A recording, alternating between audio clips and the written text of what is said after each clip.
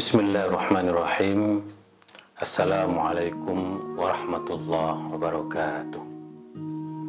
Alhamdulillahirabbil alamin. Alhamdulillahirabbil alamin. Assalatu wassalamu ala sayyidil mursalin habibina wa syafi'ina wa maulana Muhammad wa ala alihi thayyibin wa sahbihi al-muntajabin wa tabi'ina lahum bi ihsanin ila yaumiddin. Amma ba'du, sahabat Islam Ramah, dalam suasana Ramadan yang penuh rahmat, maghfirah dan itqun minan nar, marilah kita senantiasa bersyukur kehadirat Allah Subhanahu wa taala. Mudah-mudahan rahmatnya selalu bersama kita, diberi kesehatan, diberi ketenangan, diberi kebahagiaan. Lebih-lebih di tengah pandemi ini, kita harus banyak bersyukur, karena bagaimanapun likulli da'in dawaun, setiap penyakit pasti ada obatnya. Syukur kita akan mengantarkan rahmat Allah. Mudah-mudahan Allah senantiasa secepatnya bisa menurunkan obat bagi pandemi ini, bagi vaksin, di mana banyak ilmuwan sedang berijtihad. Mudah-mudahan secepatnya ada jalan keluar dan kita bisa hidup kembali normal. Setiap warga bisa mencari nafkah, bisa bercengkerama lagi dengan saudaranya, dengan keluarganya. Mudah-mudahan dan syukur ini akan menjadi jalan kita menuju kebahagiaan. Selawat serta salam marilah kita sampaikan kepada baginda Rasulullah SAW. Allahumma sholli ala Sayyidina Muhammad wa ala ali Sayyidina Muhammad. Selawat ini menjadi tibbul qulub, obat hati. Kalau kita banyak-banyak berselawat, insya Allah hati kita lebih tenang.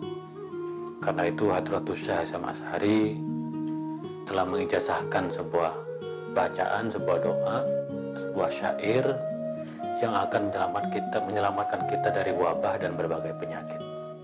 Li khamsatun utfi biha haral waba'il hatimah, al-Mustafa wal Murtada wa ibnahuma wa Fatimah. Ada 5 sosok yang akan menjadi obat bagi kita, yang akan menyembuhkan kita dari penyakit yang ganas, yang menakutkan, dari wabah, yaitu Rasulullah SAW, Imam Ali bin Abi Thalib karamallahu wajhah, Imam Hasan dan Imam Husain serta Sayyidah Fatimah Zahra. Maka dengan tawassul kita, selawat-selawat yang kita baca, insya Allah akan menjadi obat bagi hati kita, bagi fisik kita. Innallaha malaikatahu yusholluna 'alan nabi ya ayyuhalladzina amanu shollu 'alaihi wa sallimu taslima. Sesungguhnya Allah dan malaikat berselawat kepada baginda Rasulullah, maka kita umatnya harus sering-sering berselawat juga. Sahabat Islam Ramah, saya akan melanjutkan ngaji Al-Quran Kitab Toleransi, sebuah buku yang saya tulis dalam rangka menumbuhkan keyakinan, spirit tentang pentingnya toleransi di tengah keragaman. Lebih-lebih di Indonesia, kita sebagai umat mayoritas mempunyai tanggung jawab untuk menjadi teladan bagi tegaknya toleransi di negeri ini. Nah, salah satu ikhtiar saya adalah mengetengahkan ayat-ayat toleransi di dalam Al-Quran yang memberikan satu pandangan bahwa keragaman, kebinekaan adalah sunnatullah. Walan tajida li sunnatillahi tabdila. Dan kita tidak bisa mengubah fakta kebinekaan ini. Bahkan kebinekaan itu menjadi rahmat bagi kita semua. Dengan kebersamaan, dengan kerjasama, kolaborasi, gotong royong di antara sesama muslim dan dengan umat-umat yang lain, maka akan memperkuat peradaban manusia kita, peradaban keindonesiaan kita. Nah, pada kesempatan kali ini saya akan membahas ayat yang berisi tentang kesetaraan umat beragama.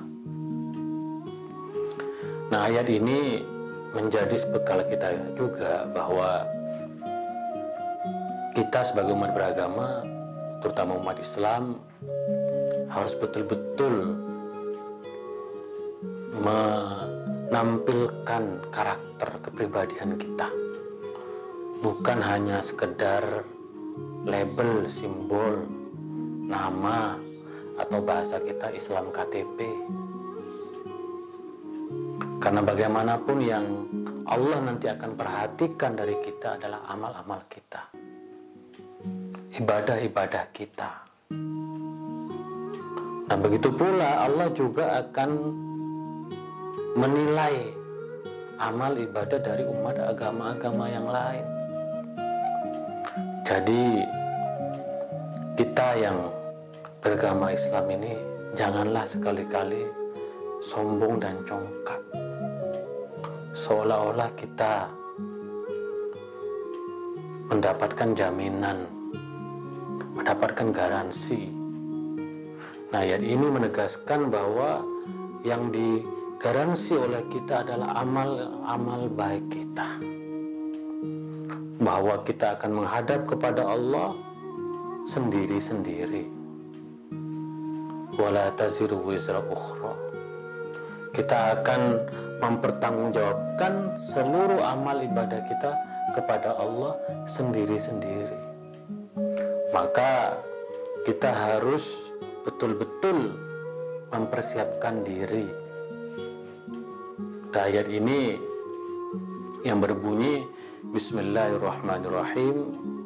Innal ladzina amanu wal ladzina hadu wan nasara was-sabiina man amana billahi wal yaumil akhir wa amila shalihan falahum ajruhum inda rabbihim wala khaufun alaihim wala hum yahzanun.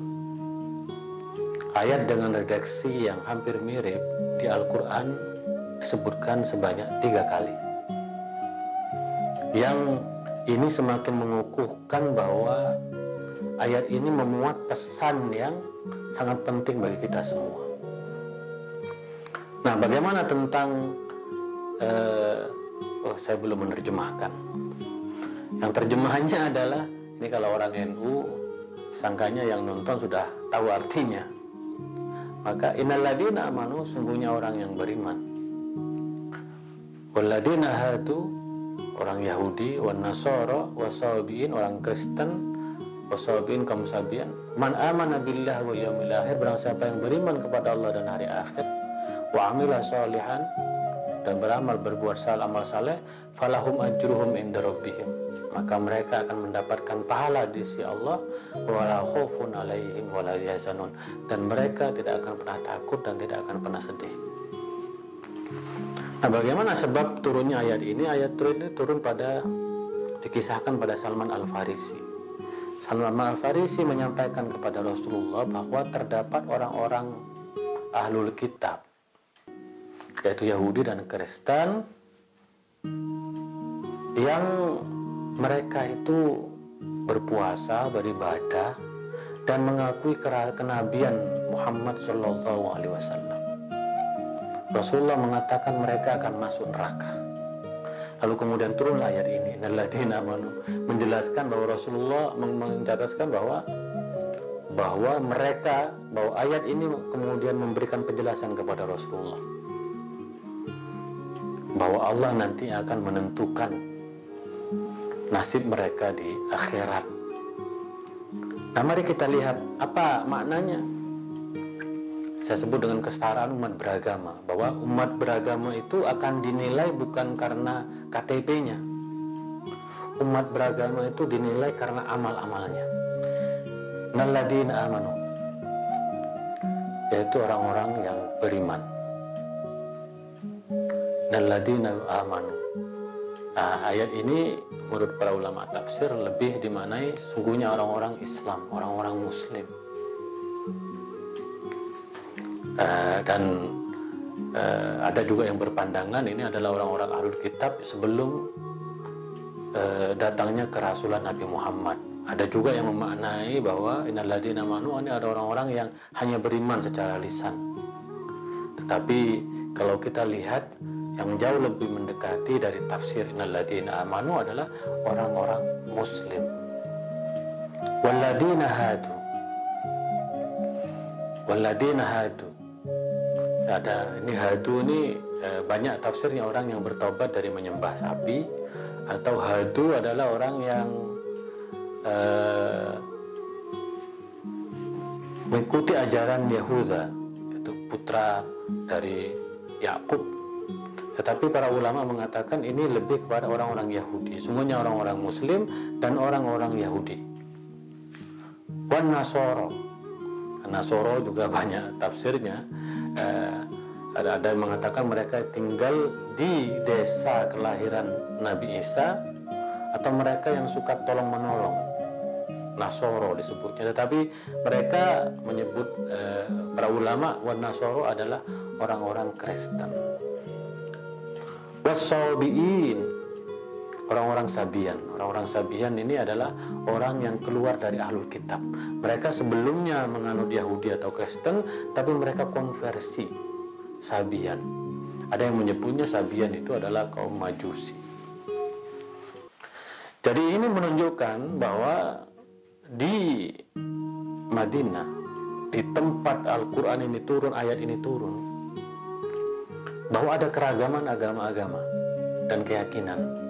Ada Muslim, ada Yahudi, ada Kristen, dan ada Sabian atau Majusi. Itu adalah fakta di masyarakat Madinah pada zamannya. Lalu juga man amana billahi wal yaumil akhir, yaitu mereka yang beriman kepada Allah dan hari akhir. Nah, ini man amana billah. Ini menunjukkan juga sebenarnya iman itu sesuatu yang ada dalam jiwa setiap umat.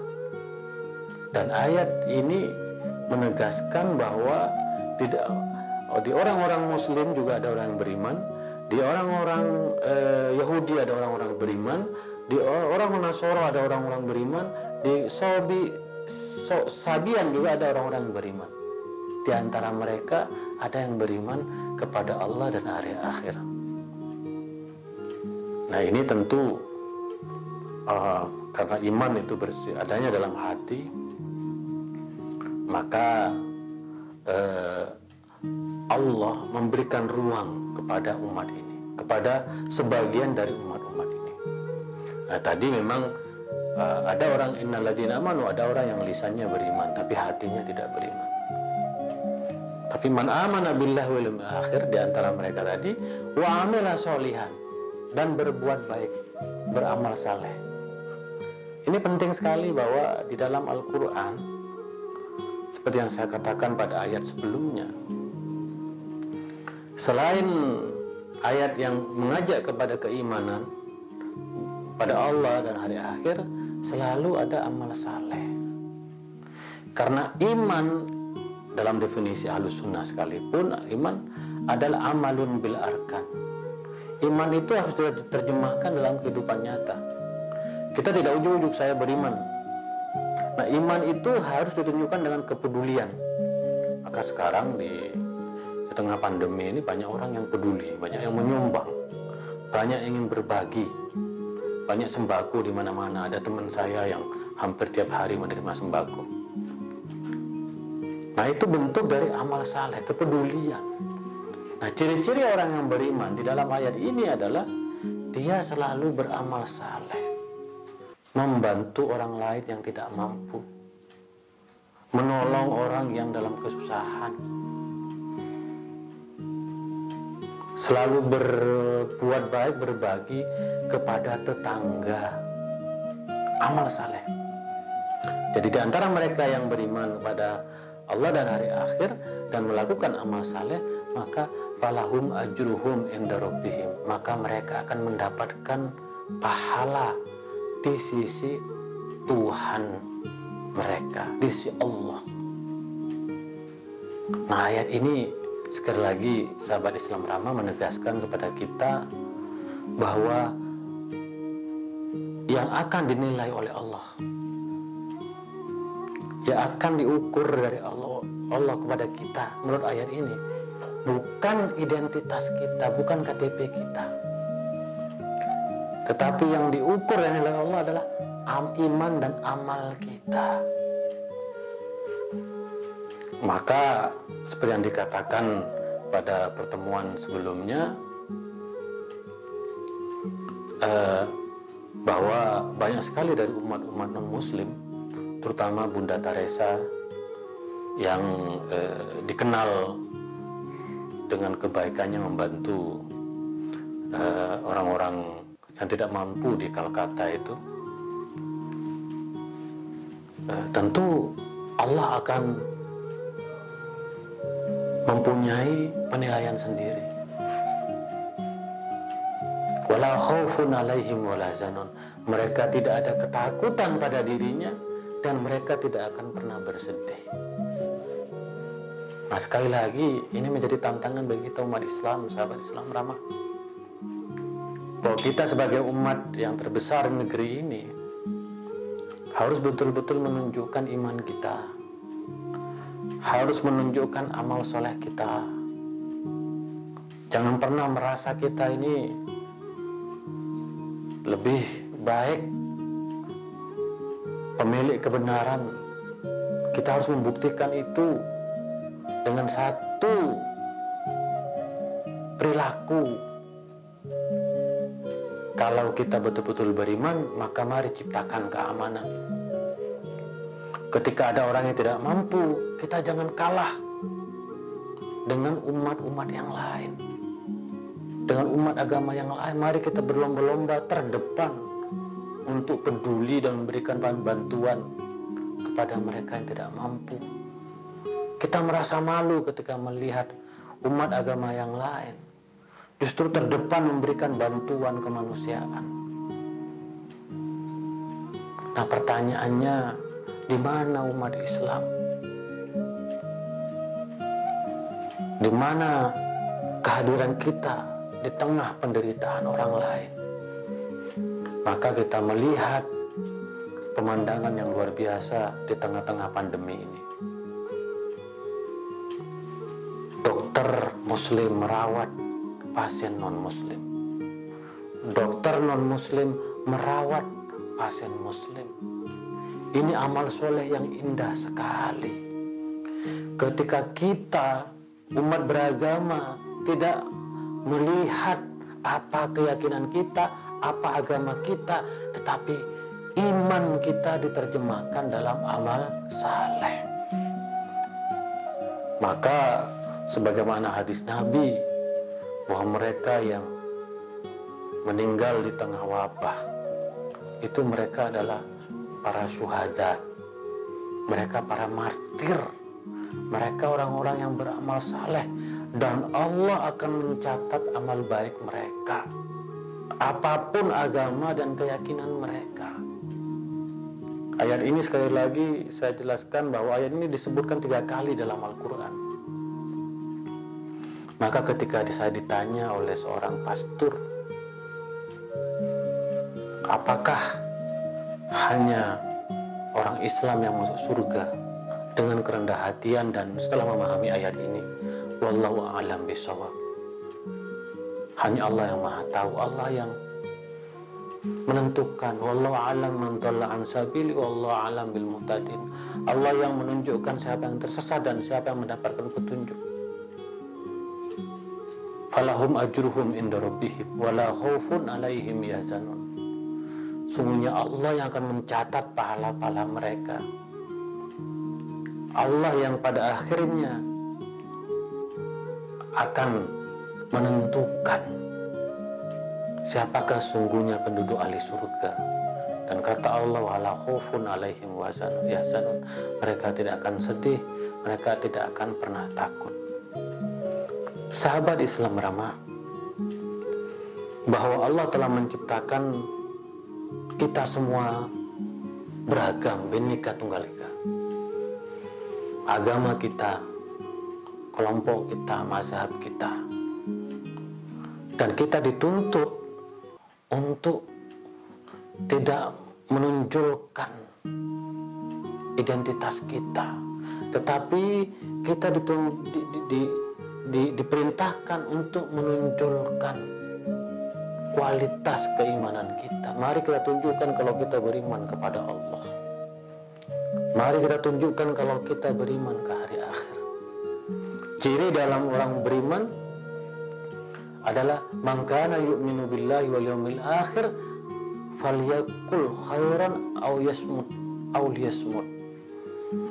Di antara ciri orang-orang yang beriman kepada Allah dan hari akhir, hendaklah kata-katanya itu bijak atau diam, tidak berkata apa-apa. Artinya Rasulullah mengatakan kalau kita benar-benar beriman kepada Allah dan hari akhir, hendaklah tutur kata kita itu santun. Hendaklah tutur kata kita itu membangkitkan motivasi pada orang lain. Hendaklah tutur kata kita itu tidak menyinggung orang lain. Nah, ini iman ini harus diterjemahkan dengan tindakan. Man kana yu'minu billahi wal yawmil akhir falyukrim dhaifahu. Barang siapa yang beriman kepada Allah dan hari akhir, hendaklah menghormati tamunya. Inilah iman. Wa amila sholihan. Ini jauh lebih, kalau iman masih bersifat abstrak dan kemudian diperjelas dalam berbagai hadis, atau yang namanya amal soleh ini adalah perbuatan yang soleh. Sekali lagi saya ingin menjelaskan bagaimana tafsir para ulama tentang amal soleh ini. Sebuah amal, sebuah perbuatan akan dikatakan soleh bukan hanya karena bermanfaat bagi diri kita.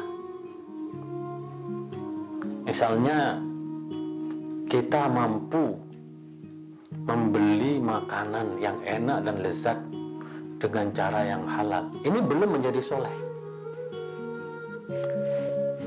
Dia makanan yang kita beli akan menjadi soleh kalau makanan ini kita juga sedekahkan kepada orang lain yang tidak mampu, lebih-lebih di tengah pandemi COVID ini. Kita belum dikatakan amal saleh kalau kita bisa membeli barang-barang di supermarket,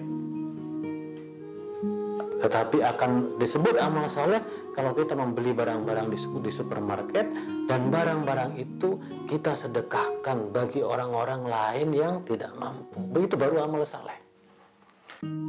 Jadi amal saleh itu tidak bersifat individual. Amal saleh itu bersifat sosial, dirasakan oleh orang lain dan mampu menyelamatkan, membantu, membahagiakan orang lain. Maka kita terenyuh juga ketika di bulan Ramadan ini melihat orang-orang non-muslim, orang-orang Kristen membagikan takjil makanan bagi orang-orang muslim. Ini sebuah amal saleh yang sangat baik sekali. Kita melihat bagaimana orang-orang Buddha di negeri ini membantu dalam jumlah yang besar di tengah pandemi ini. Maka sekali lagi sahabat Islam ramah, mari kita sebagai orang yang beriman, orang yang beragama, fastabiqul khairat, berlomba-lomba dalam kebajikan. Kita beriman kepada Allah, kita beramal saleh, dan pada akhirnya Allah yang akan menilai amal-amal kita. Dan insya Allah siapapun yang beriman kepada Allah dan hari akhir dan beramal saleh, tidak akan ada ketakutan, tidak akan ada kesedihan dalam dirinya. Sekali lagi sahabat Islam ramah, kalau kita betul-betul membaca Al-Quran, menyelami makna dan kandungannya, kita akan terketuk hati kita untuk mengambil pesan dari setiap kalimat, setiap narasi yang ada di dalam Al-Quran. Sekali lagi saya percaya bahwa kehidupan yang diwarnai dengan kebajikan, dengan keimanan, akan menjadi modal kita dalam mengarungi kehidupan. Dan selebihnya mari kita menerima kebinekaan, menerima keragaman di negeri ini terutama. Karena bagaimanapun keragaman dan kebinekaan menjadi fakta yang tidak bisa kita abaikan. Saya saja lahir di Sumeneb yang sejak kecil sudah melihat keragaman agama-agama. Tidak jauh dari rumah saya melihat kuburan dari warga Konghucu. Ada gereja di Sumeneb yang dibangun sejak tahun 1935. Ada kebinekaan, ada keragaman agama-agama. Nah, tugas kita umat Islam memberikan keteladanan, menunjukkan satu keimanan yang kokoh bahwa kita beriman kepada Allah dan hari akhir, dan juga melakukan amal-amal saleh, membantu orang lain, membantu saudara kita, membantu fakir miskin, membantu anak yatim. Karena ini yang akan menjadi tabungan pahala kita yang nanti akan dinilai oleh Allah. Maka sebagai umat beragama, mari kita jaga kehidupan yang toleran dengan cara menunjukkan keimanan kita, dengan cara melakukan amal-amal saleh. Janganlah jadikan perbedaan agama, perbedaan keyakinan, lebih-lebih perbedaan mazhab, perbedaan suku sebagai alat kita untuk berbeda, bahkan berkonflik di antara sesama. Jangan. Perbedaan kita dengan yang lain harus diisi dengan amal-amal kebaikan. Dan kalau seandainya semua agama, semua kelompok berlomba-lomba dalam kebajikan, maka kita akan melihat Indonesia yang maju, Indonesia yang damai, Indonesia yang toleran, Indonesia yang akan dijadikan contoh oleh dunia. Dunia sedang melihat Indonesia sebagai tanah harapan, di mana budayanya toleransi. Kita mempunyai Pancasila sebagai dasar negara, di mana ada kehidupan yang guyup. Kita punya forum kerukunan antar umat beragama. Ini sebuah contoh di mana negeri ini mempunyai peradaban yang adiluhung, peradaban yang tinggi. Nah, sekarang tinggal bagaimana peradaban toleransi ini menjadi peradaban yang produktif, menjadi peradaban yang membangkitkan kebersamaan, membangkitkan nilai kemanusiaan, membangkitkan keimanan dan amal saleh. Sungguh kalau ini terjadi, sahabat Islam ramah, maka kesetaraan umat beragama di negeri ini akan sangat baik di dunia dan insya Allah akan sangat baik di akhirat. Falahum ajruhum inda rabbihim wala khaufun alaihim wala hum yahzanun. Bahwa mereka akan mendapatkan pahala di sisi Tuhan, dan mereka tidak akan sedih, dan mereka tidak akan pernah takut. Sahabat Islam ramah, mari kita percaya pada kekuatan amal. Mari kita percaya pada kekuatan iman. Mari terutama umat Islam di bulan Ramadan ini, kita tingkatkan keimanan kita kepada Allah dan hari akhir. Perbanyak amal-amal saleh. Semoga kita mendapatkan surganya, menjemput janji Allah SWT, di mana kita hidup di dunia tidak akan pernah takut, tidak akan pernah sedih, lebih-lebih di akhirat nanti. Itulah kira-kira ngaji Al-Quran kita, kitab toleransi pada kesempatan kali ini. Kurang lebihnya mohon maaf. Wa ma taufiqi illa billah, alaihi tawakkaltu wa ilaihi unib. Wallahu muwaffiq ila aqwamit thoriq. Assalamualaikum warahmatullahi wabarakatuh.